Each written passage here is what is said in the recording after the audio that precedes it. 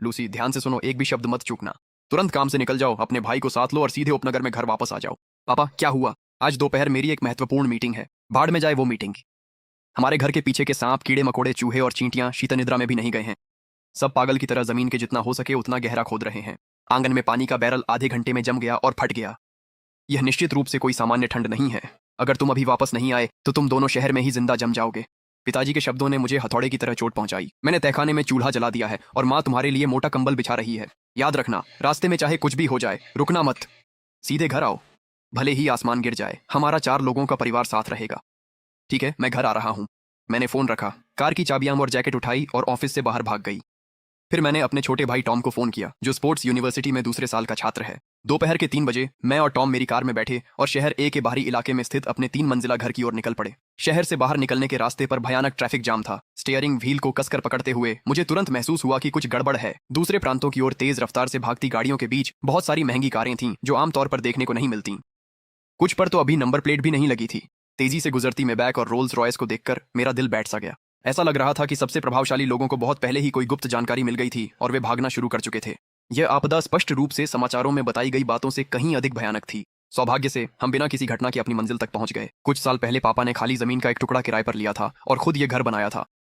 आंगन बहुत बड़ा था, बाहरी दीवारें मोटी लाल ईंटों से बनी थीं और घर के नीचे एक विशाल गैरेज था जिसमें तापमान हमेशा स्थिर रहता था। जैसे ही मैंने गेट खोला, मशीन के तेल और जले हुए धातु की तीखी गंध मेरी नाक से टकराई। आंगन में एक विशाल गहरे हरे रंग का ऑफ रोड मोटर होम खड़ा था। पापा ने काफी पैसे खर्च करके एक पुरानी मॉडिफाई की हुई यूनिमॉक खरीदी थी। पापा काम के कपड़ों में थे, तेल से सने हुए, और ग्राइंडर से स्टील की शीट काट रहे थे। मम्मी एप्रन पहने हुए अभी अभी बने मांस के स्टीम्ड मीट बन्स की एक ट्रे लेकर आईं। चलो गरम गरम खा लो। और तुम्हारे पिता पूरी सुबह से लोहा काट रहे हैं, मैं उन्हें किसी तरह मना नहीं पा रही हूँ।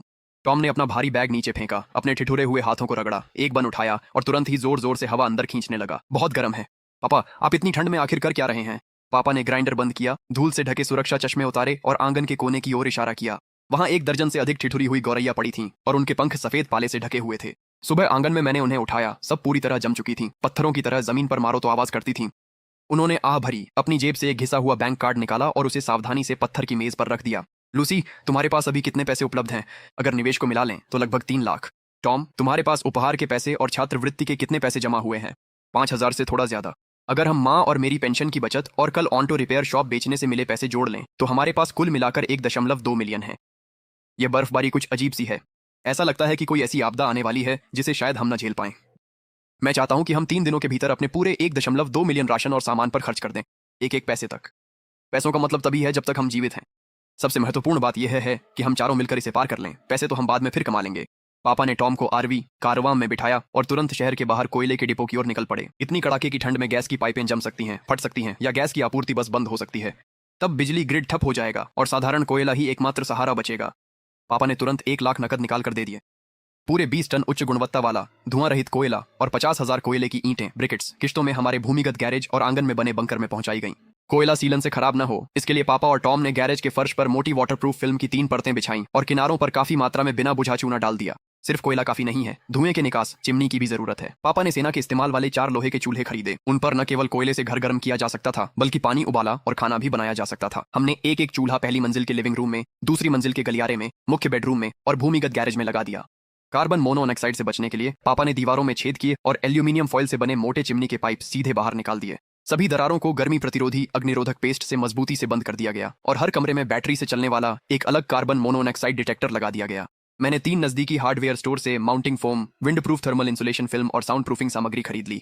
टॉम और मैं सीढ़ियों पर चढ़े, खिड़कियों की सभी दरारों को सील कर दिया, कांच पर थर्मल इंसुलेशन फिल्म की 3 परतें चिपका दी और जो खिड़कियां कम इस्तेमाल होती थीं उन्हें मोटी साउंड प्रूफिंग सामग्री से पूरी तरह ढक दिया। हमने लिविंग रूम में केवल 2 छोटी खिड़कियां छोड़ी ताकि रोशनी आती रहे और हम बाहर हो रही गतिविधियों पर नजर रख सकें। माँ भी खाली नहीं बैठी थी। उन्होंने सारे पुराने सूती कंबल और सेना के ओवरकोट निकाल लिए। हम पूरे परिवार के साथ काम कर रहे थे, दरवाजों और खिड़कियों के चारों ओर ठंडी हवा को रोकने के लिए मोटे पर्दे लगा रहे थे। जब तक माँ बिना रुके सिलाई कर रही थीं, उन्होंने टॉम से कहा कि वह पुराने कार्डबोर्ड के डिब्बों को खोलकर उन्हें टाइल वाले फर्श पर बिछा दे और ऊपर से एक पुराना कालीन डाल दे। हमारे भंडार में सबसे महत्वपूर्ण चीजें बुनियादी खाद्य पदार्थ थे। टॉम, 2 सबसे बड़े वैन किराए पर ले लो। आज हम अनाज, आटे और तेल की थोक मंडी जा रहे हैं। पापा ने कृषि उत्पादों के एक परिचित थोक व्यापारी से संपर्क किया। उनके हाथ में एक सूची थी और उनकी आंखें चमक रही थीं। चावल, आटा, अनाज, तेल। टॉम, जितना है उतना सब ले लो। उसी दिन 2 भारी ट्रक सीधे हमारे आंगन में आ गए। मैंने और टॉम ने उत्तर पूर्वी चीन से लाए गए 2000 जिन चावल को दूसरी मंजिल पर पहुंचाया और उसे एक सूखे खाली कमरे में ऐसे जमा दिया जैसे सफेद ईंटों की दीवार हो। उसके बगल में हमने छत तक ऊंची ग्लूटेन वाली 1000 जिन आटा, 500 जिन सोयाबीन और 200 जिन मूंग की दाल जमा दी। अगर सिर्फ कार्बोहाइड्रेट खाया जाए तो शरीर में सूजन आने लगेगी। वसा और प्रोटीन की भी जरूरत होती है। पापा ने मजदूरों का मार्गदर्शन किया जब वे पहली मंजिल के स्टोर रूम में 20-20 लीटर के वनस्पति तेल के 52 कनस्तर अंदर ले जा रहे थे। अगले कुछ दिनों में पापा 3 विशाल सुअर घर ले आए। हर एक का वजन 200 जिन से ज्यादा था। माँ ने पुरानी पीढ़ी के भोजन को संरक्षित करने के अविश्वसनीय कौशल का प्रदर्शन किया। सुअर के मांस, पोर्क बेली के बड़े टुकड़ों को पट्टियों में काटा गया। 3 दिनों तक उन्हें मोटे नमक, सिचुआन मिर्च और स्टार एनीज के साथ नमकीन किया गया और फिर सूखने के लिए आंगन में लटका दिया गया। आंगन में एक विशाल लोहे की कड़ाही रखी गई जिसके नीचे लकड़ियां जोर शोर से जल रही थीं। माँ पास ही खड़ी थीं और लगातार एक बड़ी लोहे की करछुल से उसे चला रही थीं। सफेद सुअर की चर्बी जोर से चटक रही थी, धीरे धीरे सुनहरे कुरकुरे टुकड़ों में बदल रही थी और पिघली हुई चर्बी की महक पूरे आंगन में फैल गई थी। लूसी, सिरेमिक के जार लाओ और उन्हें पोंछकर सुखा लो। पानी की एक बूंद भी नहीं। तैयार चर्बी को 1 दर्जन से अधिक बड़े सिरेमिक जारों में भर दिया गया। ठंडा होने पर यह एक सख्त दूधिया सफेद द्रव्यमान में बदल गया। भीषण ठंड में इतनी कैलोरी वाली पशु चर्बी सचमुच जान बचा सकती थी। माँ ने कुरकुरे टुकड़ों श्क्वार्की पर थोड़ा नमक छिड़का और उन्हें भंडारण के लिए थैलियों में रख दिया। टॉम काम करके थक गया था। उसने एक मुट्ठी उठाई, मुंह में डाली और कुरकुराते हुए चबाने लगा। पापा ने पसलियों और लीन मीट, बिना चर्बी वाले मांस के कुछ हिस्से को मीट ग्राइंडर में पीस लिया और 100 जिन से अधिक सूखी सॉसेज बनाई।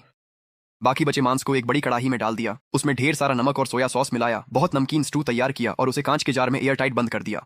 सुअर के मांस के अलावा हमने थोक बाजार में डिब्बा बंद भोजन का पूरा सेक्शन खाली कर दिया। 500 डिब्बे मीट के, 200 डिब्बे स्टू किए हुए बीफ के, 300 डिब्बे डिब्बा बंद पीले आड़ू के और साथ ही 200 बोतलें सबसे सस्ती विटामिन सी की गोलियां जिनकी कीमत बस कुछ युआन प्रति पीस थी। माँ ने 500 जिन चीनी माप चाइनीज पत्ता गोभी, 300 जिन सफेद मूली और 200 जिन आलू भी खरीदे। अंडरग्राउंड गैरेज के एक कोने में मैंने और माँ ने एक अस्थायी तहखाना तैयार किया। हमने पत्ता गोभी से सड़ी हुई पत्तियां हटा दी, गोभी को जड़ों की तरफ से नीचे करके रखा और सावधानी से रेत में दबा दिया। मूली और आलू को भी एक एक करके रेत से अच्छी तरह ढक दिया गया। दीवार के पास खट्टी और तीखी चाइनीज पत्ता गोभी से भरे 10 बड़े टब रखे थे जिन्हें माँ ने रात भर में तैयार किया था। मैंने और माँ ने अभी अपने हाथों से मिट्टी झाड़ी ही थी कि गैरेज के दूसरे छोर से पिता की चिल्लाने की आवाज आई। पूरा संस्करण देखने के लिए नीचे क्लिक करें।